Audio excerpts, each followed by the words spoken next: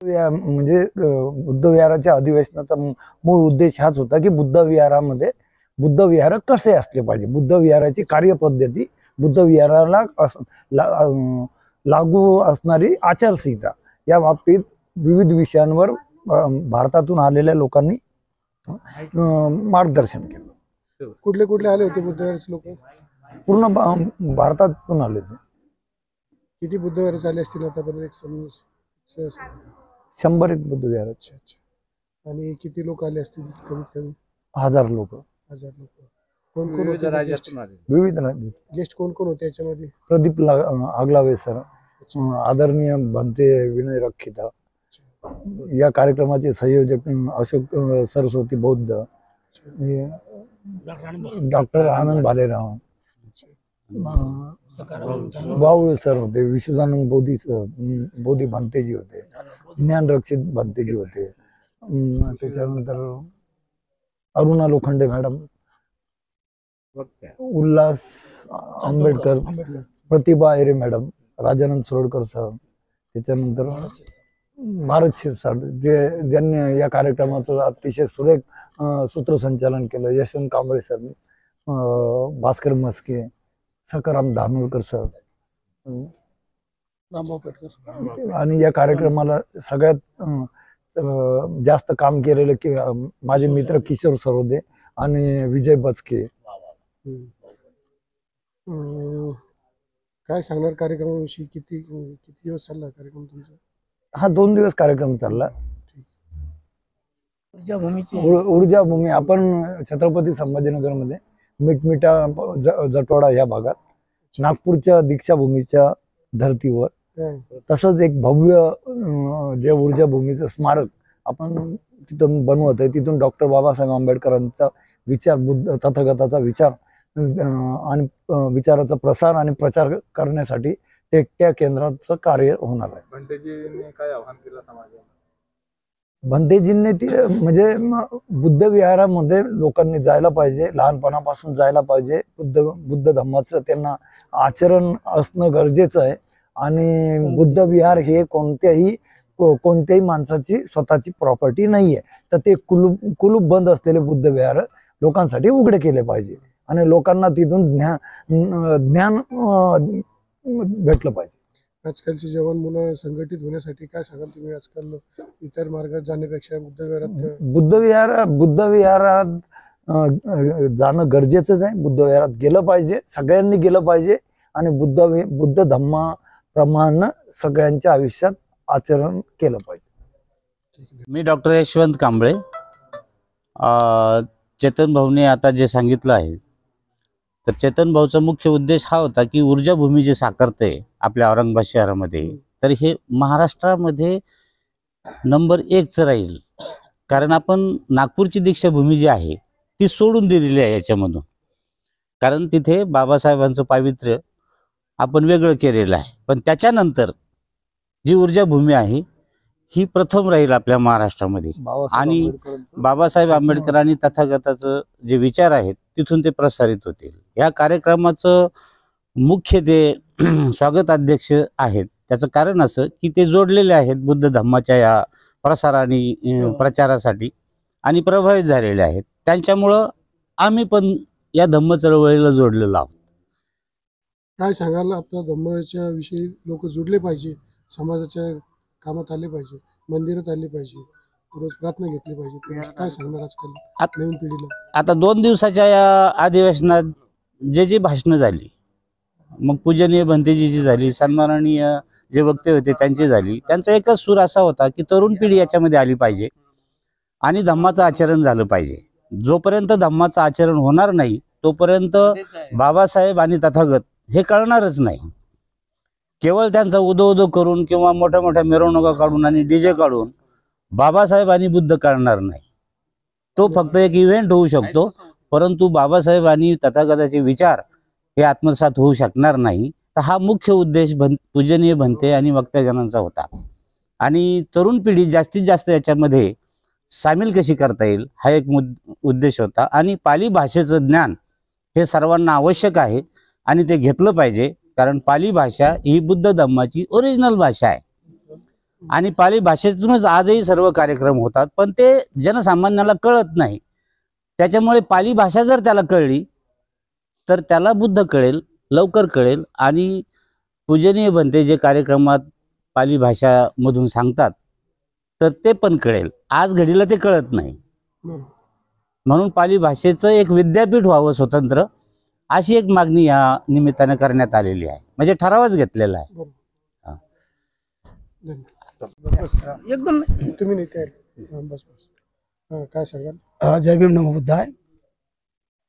आपके चैनल, मेरा नाम प्रोफेसर डॉक्टर आनंद भालेराव है, केंद्रीय महासचिव बुद्ध विहार समन्वय समिति नागपुर। राष्ट्रीय समिति के ओर से बुद्ध विहारों का तीसरा राष्ट्रीय अधिवेशन छत्रपति संभाजी नगर में संपन्न हुआ है। 26-27 अप्रैल 2025 को संत एकनाथ रंग मंदिर में संपन्न हुआ है। इस अधिवेशन में 700 के ऊपर प्रतिनिधि सहभागी लिए हैं। गुजरात, राजस्थान, छत्तीसगढ़, मध्य प्रदेश, उत्तर प्रदेश, गुजरात से प्रतिनिधि आकर यहाँ पर बुद्ध धम्म के बारे में बात रखे। इसके स्वागताध्यक्ष ऊर्जा भूमि के संकल्पक और नगर सेवक और स्वागताध्यक्ष चेतन भाऊ कांबड़े के नेतृत्व में और इनके सहायता से यहाँ पर 2 दिन का ये राष्ट्रीय अधिवेशन लिया गया। भंते रकीता विनय रकीदा ये अध्यक्ष थे। 26 तारीख को उन्होंने पूरे अध्यक्षता में बात किया। ज्ञान रक्षित भंते जी, भंते बदंत महातेरो, विनय यशुदानंद भंते जी, महास्तवीर बोधिपालो भंते जी, इन्होंने ज्ञान रक्षित भंते जी ने, चंद्रबोधि भंते जी ने पहले दिन सूत्रपठन किया और उसके बाद ये यहाँ पर चर्चा सत्र हुआ। चर्चा सत्र में बुद्ध विहारों समन्वय समिति का जो परिसंवाद था, उसमें बुद्ध विहारों की भूमिका, बुद्ध विहारों ने बुद्ध लोगों में समन्वय, क्योंकि विहार ये बुद्ध के केंद्र होते हैं, ऊर्जा के केंद्र होते हैं। उसमें जाकर हमारा उद्धार होता है, हम आगे प्रकाशित होते हैं। इसके लिए वहाँ पर मार्गदर्शन किया। दूसरे उसका उद्घाटन बाबा साहब अम्बेडकर चरित्र समिति के प्रोफेसर डॉक्टर प्रदीप अगलावे ने किया। और आज के समारोह सत्र का प्राचार्य डॉक्टर एम ए वाहुड इन्होंने किया। मुख्य आयोजक हमारे मार्गदर्शक बहुत कर्मठ साथी, कर्मठ नेता अशोक भाऊ सरस्वती बोधी, उनके साथ में हम कंधे से कंधा मिलाकर पाली भाषा का प्रयोग, पाली भाषा विद्यापीठ हो। यहाँ पर जो महाबोधि महाविहार बुद्ध गया का मुक्त बिहार सरकार ने जल्दी से जल्दी करना चाहिए। इसके बारे में 6-7 ठराव प्रमुखता से यहाँ पर लिए गए। ठराव का वाचन प्रोफेसर घनश्याम धाबर्डे इन्होंने किया। ए.के. पाटिल, महेंद्र बुद्ध रत्न, डॉक्टर रंजना वाडकर गुजरात, केवड़िया सर राजस्थान से वो उन्होंने बात रखे। और सब प्रतिनिधि सत्र में प्रबोधन हुआ। हर एक स्टेट से आए हुए नियर अबाउट 22 स्टेट से यहाँ लोग आए थे। वो स्टेट के लोगों ने यहाँ पर अपनी काम का, अनुभव का और बुद्ध विहार समन्वय समिति किस तरीके से काम कर रही है और ये व्यवस्था बुद्ध धम्म का प्रचार प्रसार कैसा हो, इसके बारे में काम किया। परम पूज्य डॉक्टर बाबा साहब अम्बेडकर ने जो 14 अक्टूबर 1956 को अपने धम्म दिया, वो धम्म का प्रचार प्रसार करने का काम प्रमुखता से बुद्ध विहार समन्वय समिति करती है। ये तथागत का विचार, तथागत ने दिया हुआ दुख मुक्ति का विचार, अत्यदीपक संदेश यहाँ बाबा साहब के पवित्र कर्मभूमि में लगा है। इस भूमि पर ये सम्मेलन, ये अधिवेशन हुआ, ये मुझे महसूस होता है कि मिलिंद कॉलेज और नक्शनवन परिसर के माध्यम यहाँ से डॉक्टर बाबा साहब अम्बेडकर विद्यापीठ के छत्र छाया में ये हुआ। इसका संयोजन की भूमिका हमारे सकाराम धानोरकर जो जिला अध्यक्ष बुद्ध विहार समन्वय समिति के थे, उसके बाद किशोर सरोदे, घनश्याम साड़वे और जेपी सेजवड़ और विजय बचके, इन्होंने बहुत बढ़िया तरीके से हमको मदद किया, इसलिए संपन्न हुआ। प्रतिनिधि सत्र के बहुत सारे बुक स्टॉल लगे। Near about 1 lakh 2 lakh K 2 lakh K book यहाँ पर बिक्री हुई। और बुद्ध धम्म का प्रचार करने के लिए बुद्ध विहार में बुद्ध धम्म ग्रंथ अपने विहारों में लेकर हमारे प्रतिनिधि गए।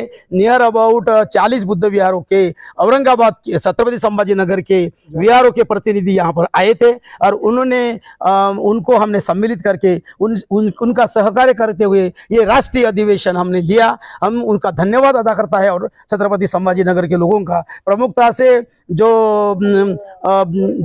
एडवोकेट प्राध्यापक भारत सिरसाट है, एडवोकेट है, दूसरे लोग हैं, राधानंद सुरड़कर जी है, यहाँ पर धम्म स्मरणिका का प्रकाशन हुआ। यहाँ पर बुद्ध विहार समन्वय समिति का भी किताब अशोक भाऊ सरस्वती का भी प्रकाशित हुआ। इस प्रकाशन के माध्यम से हम बुद्ध विहार के बुद्ध धम्म के गतिमान करने के लिए और सारा भारत जो बौद्धमय करने के लिए हम औरंगाबाद से प्रेरणा लेकर ये पूरे देश में ये संदेश पहुंचाने का काम करने वाले हैं। हमारे साथी, हमारे मार्गदर्शक रामभाऊ पेटकर हमारे साथ दोनों दिन में थे, और ये साथी अपने कामड़े यशवंत कामड़े साहब ने जो बाइट दिया, यही हमारा अभिप्राय हम समझते हैं बुद्ध विहार अधिवेशन सफल होने का। ऐसा काम कामड़े सर ने आपको बाइट देकर कहा है, आप लोगों ने हमको बात करने का मौका दिया, इसलिए हम तहे दिल से आपका शुक्रिया अदा करते हैं। ये पूरे औरंगाबाद शहर में नहीं तो पूरे महाराष्ट्र में ये एक बाइट ये काम जो कि ऊर्जा भूमि का काम हो, ये पूरे दिशा दर्शक ठहरेगा, क्योंकि मैंने भी ऊर्जा भूमि देखा है और उसके किशोर सरोदे के साथ में मैंने देखा है। भाऊ साहब ने जब दादा साहब ने बात किया, अशोक भाऊ सरस्वती भी आए थे, हमने दोनों मिलकर ऊर्जा भूमि को हमने भेंट दिया। हम बहुत प्रभावित हुए, और हम नहीं बोलते कि बुद्ध गया दीक्षा भूमि का जो दीक्षा भूमि जो नागपुर में है, बाबा साहब अम्बेडकर ने 14 अक्टूबर 1956 को 7.5 लाख लोगों को जो पिछड़े थे, दलित थे, अस्पृश्य थे, उनको आदमी बनाने के लिए काम करने का काम बाबा साहब ने किया और दीक्षा दी। उस धरती के पवित्र धरती का अनुकरण करते हुए उससे भी बड़ा काम करने का, मन में सोचने का काम चेतन भाव ने किया। मैं तहे दिल से उनका शुक्रिया अदा करता हूं और उनको मैं शुभेच्छा देता हूं कि उनकी ऐसी प्रगति हो। हम उनके साथ बुद्ध विहार समन्वय समिति उनके साथ है। जय भीम, जय भारत, नमो बुद्धाय, जय संविधान। अशोक सरस्वती बुद्ध विहार समन्वय समितीचा मी अध्यक्ष आहे। 2 दिवसाचं राष्ट्रीय अधिवेशन संत एकनाथ रंगमंदिरामध्ये संभाजीनगरला संपन्न झालं आणि भारतातील विविध प्रांतातून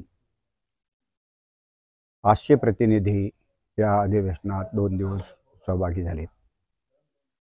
या अधिवेशनाच्या अध्यक्षांनी भदंत विनय रक्किता महास्तवीर यांनी मोलाचं मार्गदर्शन केलं आणि काही ठराव पास केले। त्या ठरावामध्ये महाबोधी विहार बौद्धांच्या ताब्यात यावं, विदेशातून भारतामध्ये ज्या बुद्ध मूर्ती येतात त्याच्यावरती जी एक्साइज ड्यूटी लागते, भारत सरकारने ती माफ करावी। आणि दुसरा तिसरा ठराव झाला की पर्यावरणाला हानी पोहोचणाऱ्या गोष्टी बौद्ध सणांमध्ये आणि बौद्धांच्या पारिवारिक प्रोग्राममध्ये त्या जसे डीजे वाजवल्या जाऊ नये आणि लग्न प्रसंग हे वेळेवर व्हावेत असाही ठराव इथे पास झाला। महाराष्ट्र सरकारनं पाली भाषा विद्यापीठ स्थापन करावं असा देखील ठराव या अधिवेशनामध्ये पास झाला। समारोपाचे अध्यक्ष आंबेडकरी विचारवंत गुरुवर्य M.A. वाहुड सर यांनी बुद्ध विहारांचा समन्वय झाल्याशिवाय बुद्ध विहार संस्कृती निर्माण होणार नाही आणि भारत बौद्धमय होणार नाही, हे कन्स्ट्रक्टिव्ह काम आहे आणि ह्या कन्स्ट्रक्टिव्ह कामाला समाजाने मदत केली पाहिजे असं आवाहन केलं आणि लोकांना ही थीम पटली आणि लोक याच्यामध्ये सहभागी होतील आणि यानंतर हे मिशन मराठवाड्यामध्ये वेग धरेल। तुमचं नाव सांगा सर संपूर्ण। अशोक सरस्वती बौद्ध, नागपूरला राहतो।